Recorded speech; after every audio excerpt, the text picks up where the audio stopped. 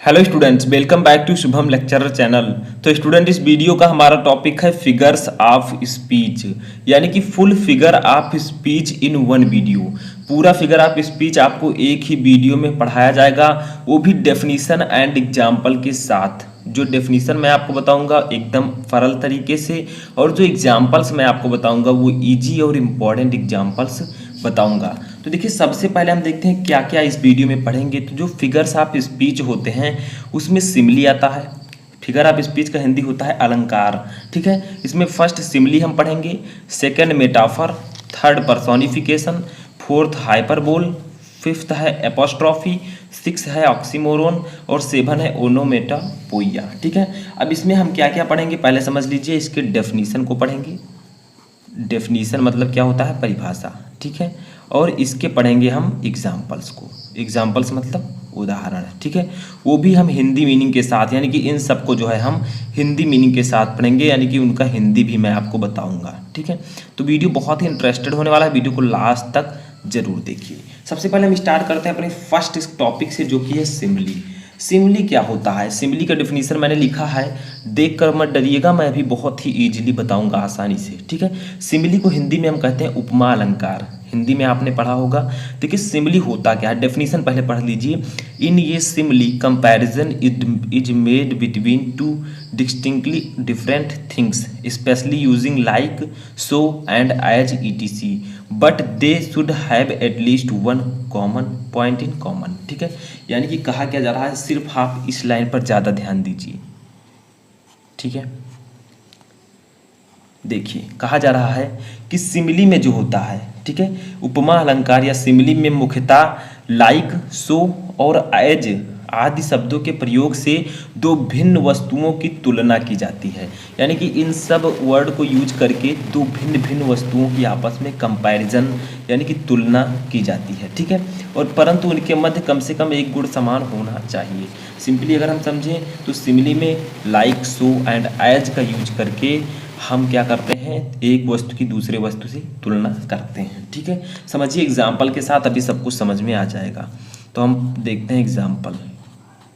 ठीक है, एग्जाम्पल्स में आपका सिमिली में एग्जाम्पल आप लिख सकते हैं, जैसे ले लीजिए, माई लव इज लाइक ये रेड रोज। ठीक है, माई लव इज लाइक ये रेड रोज, ये फर्स्ट एग्जाम्पल है। तो देखिए, इसको हम कैसे पहचाने कि ये सिमिली है, यहाँ पर लाइक लगा हुआ है। ठीक है, तो ये आपका सिमिली है। तो मेरा जो प्रेम है वो एक गुलाब के फूल की तरह है, लाल गुलाब की तरह है। ठीक है, मेरा प्यार एक लाल गुलाब की तरह है। ठीक है, तो लाइक जो आया इसीलिए हम पहचान लेंगे कि ये सिमिली है। ठीक है, सेकेंड एग्जाम्पल भी हम देख लेते हैं कुछ इसी तरह। तो देखिए, जैसे कह सकते हैं आप चाइल्डहुड, चाइल्डहुड, तीन तीन एग्जाम्पल हम सभी के देखेंगे। ठीक है, childhood is like a swiftly, ठीक है, passing dream. Childhood is like a swiftly passing dream, यानी कि जो बचपन होता है वो एक तेजी से गुजरते हुए स्वप्न की तरह या सपने की तरह होता है। बचपन एक तेजी से गुजरते हुए सपने की तरह होता है। यहाँ पर भी हम कैसे पहचानेंगे ये सिमिली है, क्योंकि यहाँ पर लाइक लगा हुआ है। ठीक है, तो हम यहाँ पर जो है इसे पहचान लेंगे कि ये जो आपका है वो सिमिली है। ठीक है, तो समझ में आया। तो इस प्रकार से आप किसी को भी आसानी से किसी भी सिमिली को पहचान सकते हैं। लाइक के स्थान पर एज भी आ सकता है। तो देखिए, अब एज वाला भी हम एक एग्जाम्पल यहाँ पर समझ लेते हैं। ठीक है, जैसे एक एग्जाम्पल है, ही इज, ठीक है, एज सोवर। ठीक है, as he is as sober as a जज। ठीक है, यानी कि वह इतना गंभीर है जैसे एक जज। He is as sober as a जज, वह इतना गंभीर है जैसे ये एक जज। ठीक है, गंभीर भी सोबर का मतलब होता है सचेत भी होता है, संयमी या ये सब होता है, ठीक है। तो ये आप लोग कह सकते हैं एग्जाम्पल्स में। 3 एग्जाम्पल मैंने आपको बताए। यहाँ पर आप एज को जो है मान सकते हैं, एज जो है इसीलिए यहाँ पर सिमिली है, ठीक है। दूसरा हमारा आता है मेटाफर। ये लगभग सिमिली की तरह ही होता है, बस इसमें डिफरेंस क्या है समझिए। A metaphor is an implied simile, यानी कि जो एक मेटाफर होता है वो सिमिली की तरह लगभग होता है। अब एक डेफिनेशन आप और लिख सकते हैं, ये भी डेफिनेशन सही है, इसको भी लिख सकते हैं। इन ये metaphor two things are compared but the word of comparison are not used, यानी कि मेटाफर में दो वस्तुओं की तुलना की जाती है, लेकिन जो कंपैरिजन वाले वर्ड हैं, शब्द हैं, उनको हम प्रयोग में नहीं करते या प्रयोग नहीं करते, ठीक है, उनको यूज नहीं करते। कंपैरिजन वाले शब्द कौन कौन से हैं? लाइक है, सो है, एज है, इन सब का यूज हम इसमें नहीं करते। और परंतु क्या किया जाता है, एक वस्तु से दूसरे वस्तु की तुलना की जाती है, जैसे उसमें किया जाता था, ठीक है। इसके भी एग्जाम्पल्स को हम समझेंगे यहाँ पर। तो लास्ट तक देखते रहे, स्टेप बाय स्टेप आपको सब समझ में आ जाएगा। फर्स्ट एग्जाम्पल जैसे इसमें देखिए, the camel is the ship of the dessert, ठीक है। यानी कि जो कैमल है, ऊंट जो होता है, वो रेगिस्तान का जहाज होता है। देखिए ऊंट की तुलना रेगिस्तान के जहाज से की गई है, लेकिन यहाँ पर जो है किसका यूज नहीं किया गया है? कंपैरिजन वर्ड का, जबकि यहाँ पर किया गया था चाइल्डहुड इज लाइक, यानी कि बचपन की तुलना हमने किया था तेजी से गुजरने वाले स्वप्न से, ठीक है। लेकिन वहाँ पर हमने प्रयोग किसका किया था? कंपैरिजन वर्ड का। बट यहाँ पर जो कैमल की तुलना की गई है रेगिस्तान के जहाज से, लेकिन यहाँ पर क्या किया गया है? यूज नहीं किया गया है कंपैरिजन वर्ड को, ठीक है। दूसरा समझिए, अभी समझ में आ जाएगा। दूसरा हमारा है जैसे he is the star of the family, ठीक है।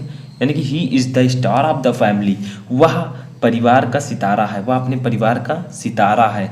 देखिए उसकी तुलना, वह की कोई भी हो सकता है, ठीक है, मैं भी हो सकता हूँ, आप भी हो सकते हैं, तो वह की तुलना किया गया है परिवार के सितारे से, लेकिन यहाँ पर भी कंपैरिजन वर्ड का यूज़ हमने नहीं किया है, इसीलिए यहाँ पर भी मेटाफर या रूपक अलंकार होगा, ठीक है। एक और हम देखते हैं, ही हैज ये हार्ट का मतलब होता है हृदय या दिल ऑफ स्टोन, यानी कि उसके पास पत्थर का दिल है, तो उसकी दिल की तुलना मनुष्य के पत्थर से की गई है, ठीक है। तो इसीलिए यहाँ पर भी तुलना करने के बावजूद भी कंपैरिजन वर्ड का यूज़ नहीं किया गया है, इसलिए यहाँ पर मेटाफर होगा। 3 एग्जाम्पल्स मैंने आपको बताया, आई होप कि समझ में आ चुका होगा। देखिए स्टूडेंट, हमारा तीसरा है पर्सोनिफिकेशन, जिसे हम हिंदी में कहते हैं मानवीकरण अलंकार, ठीक है। इसमें होता क्या है, in personification lifeless objects and abstract ideas are thought as living being, यानी कि पर्सोनिफिकेशन या मानवीकरण अलंकार में मृत वस्तुओं को जीवित अथवा पशु को इंसानी रूप में प्रदर्शित किया जाता है, यानी कि जो मृत वस्तुएं हैं उनको लगभग इस इंसानी वस्तु या फिर जीवित वस्तुओं की तरह प्रस्तुत किया जाता है। जैसे अब यहाँ पर एग्जाम्पल समझिए तो आपको समझ में आ जाएगा, ठीक है। तो हम समझते हैं एग्जाम्पल, इसमें निर्जीव वस्तुओं को सजीव वस्तुओं की तरह जो है बिहेव किया जाता है। फर्स्ट एग्जाम्पल हम समझते हैं सबसे पहले, तो फर्स्ट एग्जाम्पल एक्सपीरियंस, ठीक है, is the best teacher, experience is the best teacher. देखिए एक्सपीरियंस का मतलब होता है अनुभव, अनुभव जो है सबसे अच्छा अध्यापक है, बट अनुभव क्या है, ये निर्जीव है, अनुभव तो हमारे अंदर सिर्फ होता है, ठीक है। तो निर्जीव वस्तु की तुलना हमने टीचर से कर दी, तो अनुभव सबसे अच्छा टीचर है। तो देखिए निर्जीव यानी कि ये लगभग मृत वस्तुओं की तुलना हमने सजीव वस्तु से की है, तो इसीलिए यहाँ पर होगा आपका मानवीकरण, यानी कि मान लिया जाता है, ठीक है। जैसे देखिए लव इज़ ब्लाइंड, इसका मतलब होता है प्यार अंधा होता है। अब प्यार लोग करते हैं, लेकिन प्यार होता क्या है, क्या वह सजीव है? नो, बट इसको हमने अंधे के रूप में माना है, क्योंकि सजीव जो मनुष्य होते हैं वो अंधे होते हैं, पशु अंधे होते हैं, जो सजीव चीज़ें होती हैं वो अंधी हो सकती हैं, बट प्यार अंधा होता है, ये तो सिर्फ कहने की बात है, ठीक है। तो इसकी लव की तुलना ब्लाइंड से की गई है, इसीलिए यहाँ पर जो है क्या किया गया है, मृत वस्तुओं अथवा चेतन वस्तुओं की तुलना जीवित वस्तुओं से की गई है। जैसे तीसरा हमारा है देखिए anxiety is sitting on her face. ठीक है, यानी कि anxiety is sitting on her face. Anxiety का मतलब होता है चिंता, तो चिंता उसके चेहरे पर बैठी हुई है। तो देखिए चिंता को कहा गया है कि उसके चेहरे पर बैठी हुई है। इसको क्या किया गया, निर्जीव लगभग वस्तु की तुलना जो है सजीव की तरह इसको दर्शाया गया है। तो यहाँ पर भी आपका पर्सोनिफिकेशन होगा। ठीक है, तो इन एग्जाम्पल्स को याद रखिएगा। अब चौथा हमारा आता है एपोस्ट्रॉफी। एपोस्ट्रॉफी जो होता है आपका, ये होता है संबोधक अलंकार। ठीक है, अब संबोधक अलंकार में क्या होता है इसको समझिए। तो देखिए in apostrophe be address a dead person और सम लाइफलेस थिंग्स और an abstract idea as a living person. यानी कि एपोस्ट्रॉफी में किसी मृत या अनुपस्थित अथवा मानवीकरण के रूप में क्या किया जाता है, वस्तु को प्रत्यक्ष रूप से संबोधित किया जाता है। और यहाँ पर जो आपका होता है एपोस्ट्रॉफी। ठीक है, जैसे इसको पहचानने का जो एक और ट्रिक है उसको समझिए। मैं एग्जांपल्स में भी आपको बताता हूँ कि एपोस्ट्रॉफी मान लीजिए है तो उसको पहचानते कैसे हैं। ठीक है, तो एपोस्ट्रॉफी जो है इसमें जो है क्या किया जाता है, इसमें जो है किसी मृत व्यक्ति या वस्तु की तुलना जो है किसी मृत या व्यक्ति को एक सजीव के रूप में जो है दर्शाया जाता है। ठीक है, तो एग्जाम्पल जैसे आप लोग समझिए। फर्स्ट एग्जाम्पल है यहाँ पर ओ, ठीक है, O death, O death where is thy sting. ठीक है, तो O death where is thy sting, यानी कि हे मृत्यु तुम कहाँ ठहरी हुई हो। तो देखिए यहाँ पर एक पहचानने का ट्रिक है। यहाँ पर जो ये चिन्ह लगा होता है, ये चिन्ह एपोस्ट्रॉफी में आपको देखने को मिलेगा। तो एपोस्ट्रॉफी अगर आता है तो आप इस प्रकार से समझ सकते हैं। ठीक है, जैसे एक एग्जाम्पल और समझ लीजिए। एक एग्जाम्पल जैसे आप कह सकते हैं ओ कक्कू, ठीक है, कोयल, सैल आई काल थी बर्ड। ठीक है, तो ये इस प्रकार से जो आपको एपोस्ट्रॉफी में एग्जाम्पल्स होते हैं। तो दो एग्जाम्पल्स मैंने आपको यहाँ बताए, इन दोनों को आप लोग समझ सकते हैं। अगला हमारा आता है पांचवा है हाइपरबोल। हाइपरबोल का मतलब होता है अतिशयोक्ति अलंकार। ठीक है, अब अतिशयोक्त नाम से ही आपको पता चल गया होगा, अतिशयोक्त। ठीक है, तो देखिए इसमें होता क्या, in hyperbole statement is made emphatic by over statement. यानी कि हाइपरबोल में क्या होता है, एक कथन को बहुत बढ़ा चढ़ाकर या घटाकर कहा जाता है। ठीक है, यानी कि किसी बात को बहुत ज़्यादा बढ़ा चढ़ाकर कहना या बहुत ज़्यादा घटाकर कहना। ठीक है, तो वहाँ पर हाइपरबोल होगा। जैसे एग्जाम्पल से आप समझ सकते हैं कि किस प्रकार से बातों को बढ़ाकर कहा जाता है। तो देखिए एग्जाम्पल्स हम समझ लेते हैं। तो यहाँ पर आपका फर्स्ट एग्जाम्पल जैसे है, सी वेप्ट ओशियन ऑफ टीयर्स। ठीक है, सी वेप्ट ओशियन ऑफ टीयर्स, वह एक समुद्र के इतना रोई, यानी कि वह इतना रोई कि समुद्र भर गया। अब देखिए यहाँ पर इस बात को कितना बढ़ा चढ़ाकर कहा जा रहा है, क्योंकि कोई व्यक्ति चाहे वो पुरुष हो या महिला हो, वो इतना कैसे रो सकती है कि समुद्र भर जाए। तो सी वेप्ट ओशियन ऑफ टीयर्स, देखिए यहाँ पर कितना ज़्यादा बढ़ा चढ़ाकर कहा गया है। तो यहाँ पर आपका हाइपरबोल होगा। जैसे सेकेंड हमारा समझिए रिवर्स, रिवर्स ऑफ ब्लड। ठीक है, Floyd in the battle, reverse of blood Floyd in the battle, यानी कि युद्ध में खून की नदियाँ बह गईं। अब युद्ध में खून की नदियाँ कैसे बह सकते हैं, कितने जो मनुष्य मर गए कि उसमें खून की नदियाँ बह गईं। तो युद्ध में खून की नदियाँ बह गई, यानी कि कई नदियाँ बह गईं, तो इतना ज़्यादा खून कैसे हो सकता है। इसीलिए यहाँ पर जो आपका हाइपरबोल है, क्योंकि कुछ स्टेटमेंट्स को यहाँ पर बहुत ज़्यादा बढ़ा चढ़ाकर कहा जा रहा है। ठीक है, अब जैसे तीसरा ही समझ लीजिए एग्जाम्पल। ठीक है, I have not seen my brother for ages, मैंने अपने भाइयों को युगों तक नहीं देखा, यानी कि उम्र भर नहीं देखा। तो देखिए यहाँ पर भी बढ़ा चढ़ा कर कहा जा रहा है। ठीक है, तो यहाँ पर भी आपका हाइपरबोल होगा। तो ये था आपका पांचवा। अब चलिए अपने छठवें फिगर ऑफ स्पीच को समझते हैं। तो देखिए छठवां हमारा है ऑक्सीमोरोन। ऑक्सीमोरोन में होता क्या है, in oxymoron we find the associate of two words और phrase having opposite meaning. Opposite का मतलब क्या होता है, उल्टा। तो इसमें होता क्या है कि इसका उपयोग दो विरोधी अर्थ वाले, ठीक है, शब्दों को जोड़ने के लिए किया जाता है। यानी कि दो विरोधी अर्थ वाले शब्द जो है एक ही सेंटेंस में आएंगे, दो विरोधी वाले शब्दों को जोड़ा जाता है। जैसे एग्जाम्पल्स में समझिए, तो एग्जाम्पल हम लोग यहाँ पर लिख देते हैं और समझते हैं, ठीक है। एग्जाम्पल्स, तो एग्जाम्पल्स में जैसे आपका फर्स्ट एग्जाम्पल है यहाँ पर, सी इज फीलिंग स्वीट पेन, ठीक है। यानी कि इसका मतलब क्या होगा, वह मीठा दर्द महसूस कर रही है। अब देखिए स्वीट मीठा भी है और पेन दर्द भी है, तो यहाँ पर ये जो आपका होगा ये ऑक्सीमोरोन होगा, क्योंकि मीठा और दर्द दोनों कैसे वो फीलिंग कर सकती है, तो वह मीठा दर्द महसूस कर रही है। सेकंड से आपको आसानी से समझ में आ जाएगा, इसको समझिए। तो देखिए इसको समझिए कि एंड हैविंग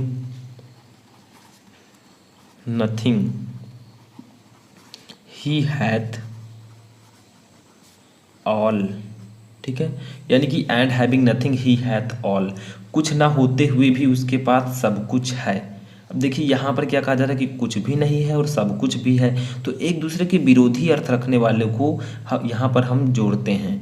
तो कुछ ना होते हुए भी उसके पास सब कुछ है, इस प्रकार से इस सेंटेंस का हिंदी मीनिंग होगा, ठीक है। तो कुछ भी नहीं और सब कुछ है, यानी कि दो अलग अलग विरोधी अर्थ रखने वाले सेंटेंस है और उसको हमने एक में जोड़ रखा है, ठीक है। तीसरा देखिए जैसे example, life is bitter sweet, ठीक है। यानी कि जीवन कड़वा मीठा है, जीवन कड़वा मीठा है। अब देखिए यहाँ पर बिटर का मतलब कड़वा होता है, स्वीट का मतलब मीठा, तो दो अलग अलग अर्थ रखते हैं। कड़वा जो है और मीठा एक दूसरे के विलोम है, तो जीवन जो है वो कड़वा मीठा है, तो ये दोनों आपको एक ही सेंटेंस में मिल गया है। तो यहाँ पर आपका ऑक्सीमोरोन होगा, क्योंकि ऑक्सीमोरोन में दो विरोधी अर्थ रखने वाले शब्दों को जोड़ा जाता है, ठीक है। तो जीवन जो है कड़वा मीठा, इस प्रकार से दोनों को हमने यूज यहाँ पर किया है। लास्ट हमारा आता है वो है ओनोमेटोपोइया। इसका मतलब आपका होता है ध्वनि अनुकरणात्मक अलंकार। अब ध्वनि अनुकरणात्मक अलंकार यानी कि इसमें ध्वनि जो होता है, ध्वनि के द्वारा हम इस अलंकार को पहचानते हैं, ठीक है। ध्वनि इसका नाम हिंदी नाम में भी है कि ओनोमेटोपोइया का मतलब ध्वनि अनुकरणात्मक अलंकार। इसमें साउंड जो है वो मेन भूमिका निभाता है, ठीक है। जैसे an onomatopoeia consist in using a word similar to the sound, यानी कि इस अलंकार में शब्दों का निर्माण तथा उपयोग उनसे संबंधित वस्तुओं अथवा क्रियाओं की ध्वनि के द्वारा किया जाता है। यानी कि इसमें क्या होता है, ध्वनि के द्वारा, जैसे किसी की भी ध्वनि हो सकती है, सांप की ध्वनि हो सकती है, मधुमक्खी की, तो उनके द्वारा जो है ध्वनि के अनुकरण द्वारा इसमें जो है शब्दों का निर्माण और उपयोग किया जाता है। जैसे एग्जाम्पल्स को समझिए, एग्जाम्पल्स, ठीक है। एग्जाम्पल में हम समझते हैं अपना फर्स्ट एग्जाम्पल वो क्या है। तो फर्स्ट एग्जाम्पल जैसे आप लोग समझ सकते हैं, द स्नैक्स आर हिसिंग, ठीक है। The snakes are hissing and bees are buzzing, ठीक है। यानी कि यहाँ पर कहा जा रहा है the snake are hissing and bees are buzzing, यानी कि सांप जो है वो फुसफुसा रहे हैं और जो मधुमक्खियाँ हैं वो भिनभिना रही हैं। देखिए सांप को कहा जा रहा है फुसफुसा रही हैं, तो उनके साउंड को बताया जा रहा है। तो यहाँ पर जो आपका होगा ध्वनि अनुकरणात्मक अलंकार या फिर ओनोमेटोपोइया होगा। और जो मधुमक्खी है वो भिनभिना रही हैं, इनके भी साउंड को बताया जा रहा है। तो यहाँ पर भी आपका वही जो है अलंकार होगा, एक ही सेंटेंस है दोनों, ठीक है। अब दूसरा देखिए जैसे आपका है I hear the humming of bee, यानी कि मैंने मधुमक्खियों का गुनगुनाना सुना, ठीक है। तो इस प्रकार से आपको ध्वनि, जैसे हियर हमिंग ऑफ बी, इनकी आवाज़ है मधुमक्खी की, तो इस प्रकार से आप लोग समझ सकते हैं ओनोमेटोपोइया को कि इसमें जो है ध्वनि के द्वारा हम किसी वस्तु का यूज, किसी वर्ड का यूज करते हैं। तो इस प्रकार से सातों जो है आपके आपके यहाँ पर फिगर ऑफ स्पीच फिनिश होते हैं। सातों आप लोग याद कर लीजिएगा, मोस्ट इंपॉर्टेंट है। आई होप कि आपको समझ में आ चुका होगा, क्योंकि हिंदी मीनिंग के साथ आपको बताया गया है। ठीक है, इसका PDF भी मैं डिस्क्रिप्शन में दे दूंगा, वहाँ से जाकर आप उसे भी डाउनलोड कर सकते हैं। अब लास्ट में वीडियो अगर पसंद आए तो वीडियो को लाइक कर दें, चैनल पर नए चैनल को सब्सक्राइब कर दें, और किसी भी टॉपिक में क्वेरी है तो आप मुझे कमेंट बॉक्स में बता सकते हैं।